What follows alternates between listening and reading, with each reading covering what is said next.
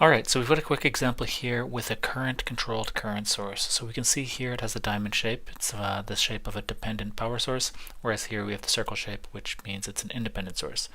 So the dependent power source here is going to put out a current that is 2 times this Ix, and Ix is the current that's just flowing through this resistor. Ix is what we call the controlling current, and the current that comes out of this power source is what we call the dependent current. So all we need to do is figure out what this current is, and then we can basically proceed with the problem, and you'll see it's almost exactly the same as the last video. So when we take a look at this, we see the 1.5 amp independent power source here. It's forcing 1.5 amps basically through this whole branch. So that means there's going to be 1.5 amps flowing through from left to right in this resistor. So this is equal to 1.5 amps. And if Ix is equal to 1.5 amps, then 2 times Ix is just going to be equal to 3 amps. So once you figure out what the dependent current is in a problem like this, then it's just, like the same as any other simple problem. And we can just go ahead and use KCL, KVL, whatever tools we need to solve for all of the resistances and the currents everywhere and the power dissipation and delivered throughout the whole circuit. So let's get started. So we have 1.5 amps coming into this junction right here. We know we have 3 amps coming up into the junction from this guy now. And so if we have 1.5 amps coming in and 3 amps coming in, that means we have to have 4.5 amps flowing out for Kirchhoffs current law to be satisfied.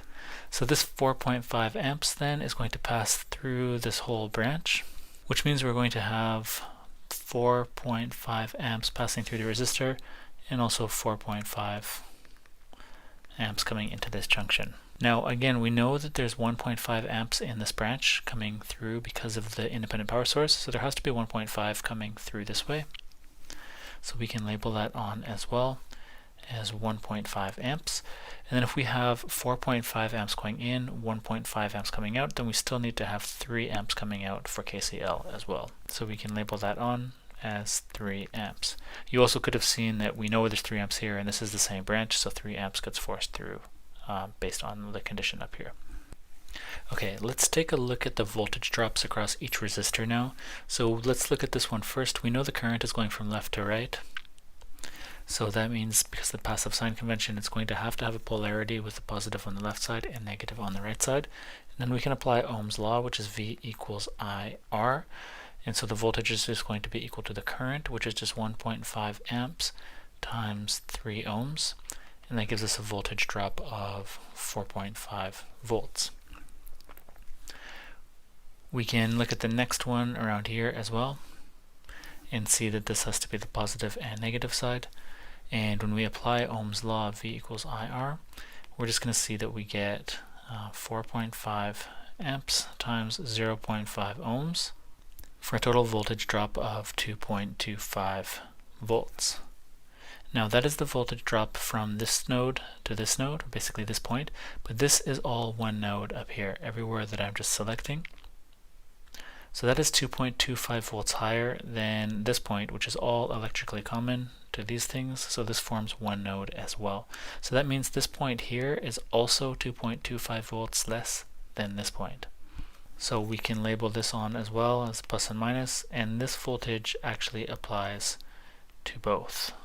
So then we can go to the last resistor and also just do Ohm's law one last time, V equals IR, so we have 1.5 amps times 6 ohms, and that gives us a voltage drop of 9 volts.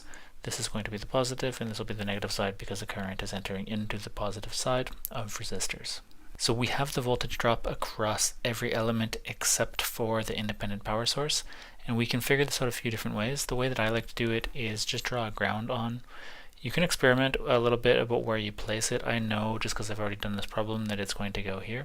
But if you put it somewhere else and you start getting negative voltages, just keep placing it around on the different nodes until you don't get any negatives. So we set this to 0 volts. When we go up across this resistor, and we're jumping up 9 volts, so everything in this node is 9 volts higher than ground. So I'll just put a 9 volt over here. Then when we jump over this resistor, we also jump up 2.25 volts. And we also jump up 2.25 volts here, basically to this node. So that gives this one 9 plus 2.25 for 11.25 volts higher than ground everywhere on this node.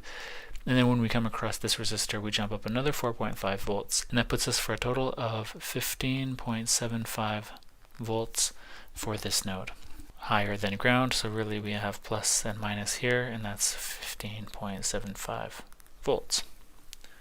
You could also do Kirchhoffs voltage law around either of these, entering in through the positive and out through the negative, applying opposite signs, and you're going to see that no matter what, when you go around these loops, that it sums back to the original value that you had. So now that we have all of the voltage drops across every element, the next thing that we can do is just solve for the power dissipation and delivery in each element.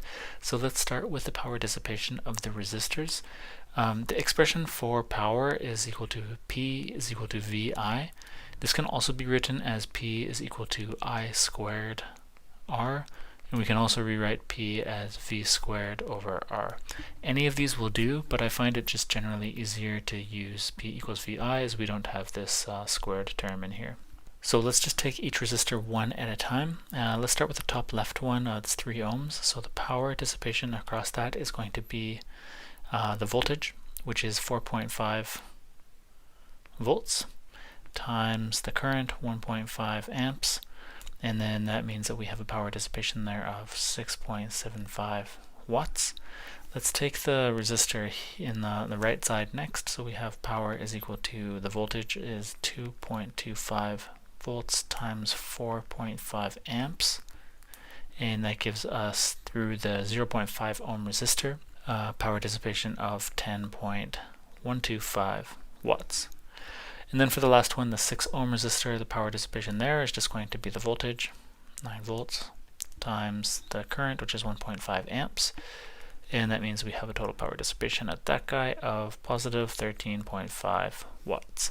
So if we take the sum of all of these dissipations, we're going to find that to be positive 30.375 watts of power being dissipated in the circuit.